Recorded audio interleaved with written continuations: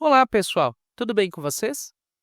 Hoje vamos viajar no tempo para a Idade Média, um período que muita gente chama de Idade das Trevas, mas que na verdade foi cheio de luz, inovação e pensamento profundo, pelo menos na questão filosófica. Vamos conhecer os grandes filósofos medievais e entender como a fé e a razão se encontraram nessa época. A filosofia medieval durou do século V ao século XV. Muita gente acha que foi uma época de atraso, mas foi nela que surgiram as primeiras universidades, as catedrais góticas e pensadores brilhantes como Santo Agostinho e São Tomás de Aquino.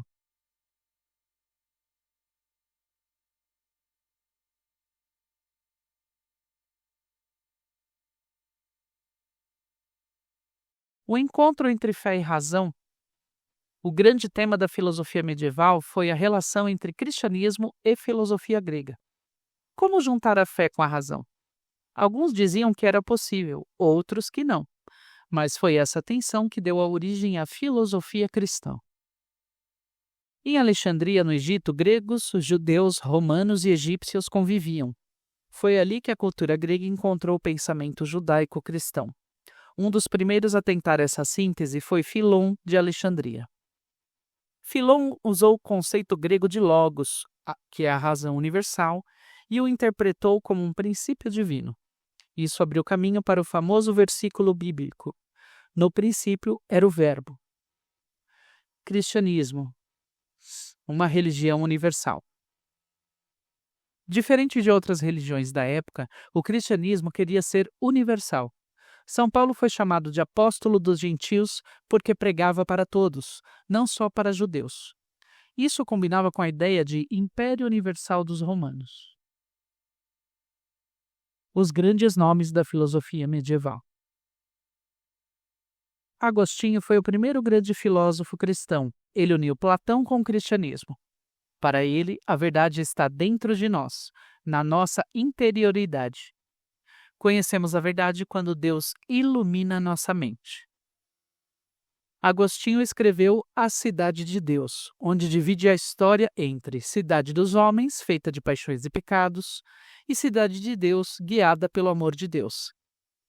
Essa ideia deu à Igreja muita influência na Idade Média. Com o tempo surgiu a escolástica, a filosofia das escolas medievais. Os mosteiros preservaram textos antigos e criaram as primeiras universidades. Anselmo criou o famoso argumento antológico. Deus é o ser do qual nada maior pode ser pensado. Se ele só existe na ideia, não seria o maior. Logo, ele existe na realidade. Foi uma tentativa de provar Deus pela razão. Os árabes foram fundamentais. Eles traduziram e comentaram Aristóteles e outros gregos. Sem eles, muito do conhecimento antigo teria se perdido. Tomás de Aquino fez a síntese entre Aristóteles e o cristianismo. Ele criou 5 vias para provar a existência de Deus pela razão, partindo do mundo sensível. Por exemplo, tudo que se move é movido por algo, deve haver um primeiro motor, que seria Deus. Foi na Idade Média que surgiram as primeiras universidades, Paris, Oxford, Cambridge. Elas organizavam conhecimento no trivium, gramática, lógica, retórica, e quadrivium, aritmética, geometria, música, astronomia. Guilherme de Ockham e a crise da escolástica. Ockham trouxe o nominalismo. Universais como humanidade ou animal não existem como realidades, são apenas nomes.